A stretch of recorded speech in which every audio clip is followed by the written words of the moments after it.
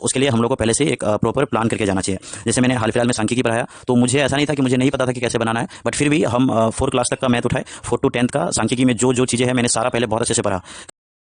Hello learners, I am Mohammad Nizamuddin and I am a teacher. आज as a teacher मैं कुछ बातें करने आया हूँ कि हम लोग जब भी क्लास में जाए, कोई भी चैप्टर स्टार्ट करेंगे, तो उसके लिए हम सबको सबसे पहले बहुत ज़्यादा रेडी होकर के जाना चाहिए। रेडी टू मीन्स कि प्लान करके, एक लेसन की एक प्लानिंग होनी चाहिए कि आज हम लोग क्या पढ़ाएंगे और उसको किस तरीके से पढ़ाएंगे कि बच्चों को ज़्यादा से ज़्यादा बेनिफिट हो। ऐसा नहीं है कि मैं एक रिसेंट वाला एग्जांपल देता हूँ, क्योंकि रिसेंट में मैंने हाल फिलहाल में क्लास 9 का सांख्यिकी यानी स्टैटिस्टिक्स वाला चैप्टर को कंप्लीट किया।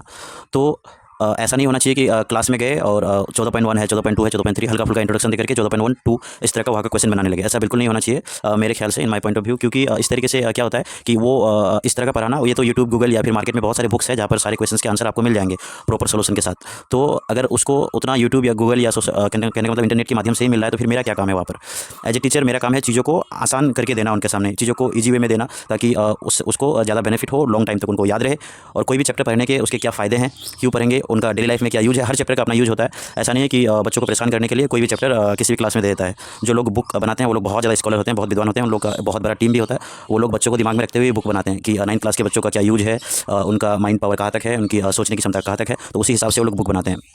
तो पहले मेरी ट्रेनिंग होने से पहले जब हम पढ़ाने जाते थे, कोचिंग में जब पढ़ाते थे, तो कई बार मेरे साथ ऐसा हुआ है कि पढ़ाने के बाद जब हम घर आ जाते थे, तो मुझे कई बार ऐसा फील होता था कि इस चीज़ को शायद इस तरीके से बताते तो ज़्यादा बेहतर होता। तो ट्रेनिंग के बाद मुझे अभी ये सब चीज़ जो मेरी कमियाँ थी, उस सबको हम दूर किए हैं। अभी पहले से ही एक प्रॉपर प्लानिंग के साथ मैं क्लास में एंटर करता हूँ, ताकि जो भी मिनिमम मिस्टेक्स हो, ठीक है, ह्यूमन बीइंग है हम लोग, में भी पॉसिबिलिटीज़ है कि मिस्टेक्स हो। तो लेकिन एक प्लानिंग के साथ जाने से गलती बहुत ही कम होता है, क्योंकि आप वहाँ जाकर के नहीं सोचते हो कि क्या पढ़ाना है, कैसे पढ़ाना है, इस चीज़ को किस तरीके से एक्सप्रेस करें कि बच्चों को आसानी से समझ में आए। तो उसके लिए हम लोग को पहले से एक प्रॉपर प्लान करके जाना चाहिए। जैसे मैंने हाल फिलहाल में सांख्यिकी पढ़ाया, तो मुझे ऐसा नहीं था कि मुझे नहीं पता था कि कैसे बनाना है, बट फिर भी हम 4 क्लास तक का मैथ उठाए, 4 to 10th का सांख्यिकी में जो जो चीज़ें हैं मैंने सारा पहले बहुत अच्छे से पढ़ा। कहीं कहीं मैंने गूगल किया, कहीं यूट्यूब में देखा, और भी जो भी सोर्सेज थे, मैंने हर जगह से जो मेरे मन में पहले से डाउट्स थे कि अच्छा ये चीज़ क्यों है, मैंने अपना डाउट क्लियर कर लिया सारा। फिर उसके बाद हम क्लास में आए, तो मैंने सारा चीज़ पढ़ाया। क्योंकि बहुत हम लोग की तरफ क्या होता है कि बहुत सारे बच्चे हर क्लास में पूरा बुक नहीं बनाते हैं, सारे क्वेश्चंस नहीं बनाते हैं, तो बहुत सारी चीज़ें इन लोगों से छूट जाती है।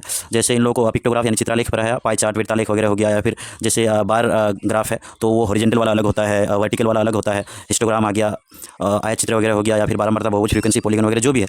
तो इनके यूजेज क्या है, हम लोग सांख्यिकी जो पढ़ते हैं क्लास 8 तक, आंकड़ों के प्रयोग करके चैप्टर का नाम दिया है, क्लास 9th में सांख्यिकी दिया है। तो ये छोटी छोटी चीज़ों में कि क्लास 8 तक उस तरीके से नाम क्यों दिया है, क्लास 9th में ऐसा क्यों दिया है, आंकड़ों के क्या काम है, इससे बच्चों को क्या फ़ायदा होगा, उसके डेली लाइफ में क्या यूज होंगे, ये सारी चीज़ें भी बतानी चाहिए।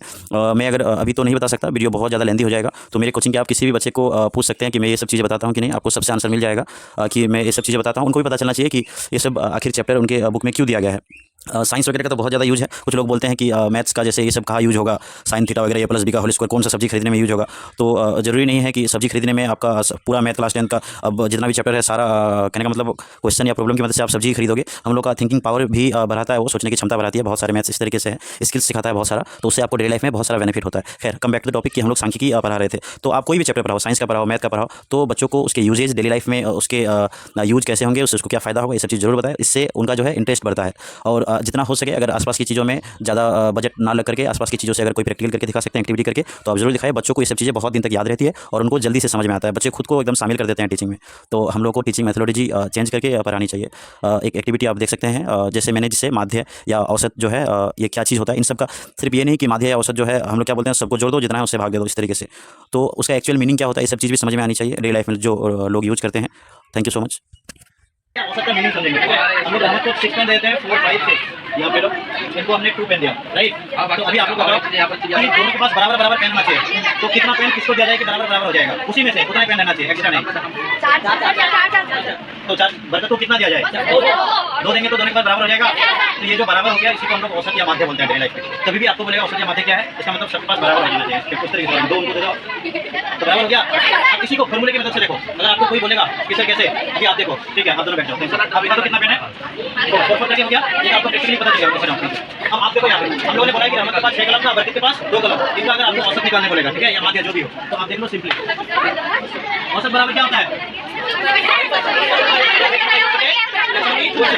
तो वहाँ पर हम लोग का 2 हो गया, 6 और 2, ठीक है। सिंपली देखो 6 + 2 तो नीचे दे देंगे हम लोग क्या था यहाँ पे फ्रैक्शन ऑफ संख्या टोटल बच्चों की संख्या दे देंगे। बच्चा कितना था टोटल 2, तो 6 प्लस 2 कितना होगा 8 बटे 2 कितना 4 जो करंट है सब्जेक्ट दोनों के पास वही वाला है। अब यहाँ पर देखो हम लोग अभी 2 से 3 कर्मागत हैं लगातार दिनों में 5 घंटे 6 घंटे तथा 4 घंटे करके पढ़ता है, ठीक है। तो उसके पढ़ने का औसत समय क्या है, यानी एवरेज में वो कितना घंटा करके पढ़ लेता है, तो हमने यहाँ पर फॉर्मूला लिख रखा है। आप चाहोगे तो डायरेक्टली इस तरीके से भी लिख सकते हो। तो 2 के पढ़ने का औसत समय बराबर पढ़ाई में लगाया गया कुल समय बटे कुल दिनों की संख्या। तो समय कितना लगाया जाएगा 6 कितने दिन पढ़ेंगे वो 3 दिन ऊपर में जोड़ेंगे तो कितना आ जाएगा 6 5 11 बटे 3 कितना आ जाएगा। इसका मतलब ये हो गया कि कोशिश जो है प्रतिदिन 5 घंटा के औसत से पढ़ता है। औसत का मतलब ये कतई नहीं है कि डेली 5 घंटा करके पढ़ता है। इसका मतलब ये है कि किसी दिन वो 5 घंटा से कम भी पढ़ सकता है, किसी दिन 5 घंटा से ज्यादा भी पढ़ सकता है, लेकिन आप अगर एवरेज करके निकालोगे तो मोटा मोटी जिसको हम लोग बोलते हैं 5 घंटा करके पढ़ता है, तो इसी को हम लोग औसत बोलते हैं। अब हम लोग इसको डिटेल में समझेंगे। इतना समझ में आया? Thank you so much. अब लेकिन आपको याद रखना पड़ेगा, कभी कभी आपको औसत की जगह पर ये माध्यमिक पूछ सकता है, या इसके जगह पर अंकगणितीय माध्यमिक पूछ सकता है, या इसके जगह पर समांतर माध्यमिक पूछ सकता है। ये थोड़ा सा क्लास 10 में आ जाएगा ये दोनों टर्म। बाकी आप माध्यमिक औसत अंकगणितीय माध्य समांतर माध्य आप एक ही आदमी का 4 नाम है, बदल के दे सकता है, काम सेम रहेगा। Thank you. And one more thing दोस्तों, आप अपने बच्चों को जरूर पढ़ाएं, आपको जहाँ ठीक लगे वहाँ पढ़ाएं, लेकिन एक अच्छा इंस्टीट्यूट मिलने से ये होता है कि बच्चे जल्दी ग्रो करते हैं। कि आप एक पौधा अगर लगाओगे तो उसमें अगर प्रॉपर तरीके से पानी डालोगे, उसमें धूप छाव सारी चीज़ें अच्छे से आएंगी, आप उनका देखरेख करोगे तो वो जल्दी से ग्रो होगा और अच्छे से होगा। और आप पौधा अगर अच्छी मिट्टी में ना लगाए हो, जैसे तैसे जहाँ रख दिए हो, प्रॉपर तरीके से पानी नहीं दे रहे हो, तो हो सकता है कि वो अच्छे तरीके से ग्रो ना हो, या हो सकता है कि ना हो, ठीक है। तो एक अच्छा इंस्टीट्यूट मिलना भी बहुत ज़्यादा ज़रूरी है। अदरवाइज आप कहीं पर भी पढ़ा सकते हैं, लेकिन बच्चों को जरूर पढ़ाएं, ये मैं जरूर बोलूँगा, क्योंकि ये उनका फंडामेंटल राइट्स है, बुनियादी हक है।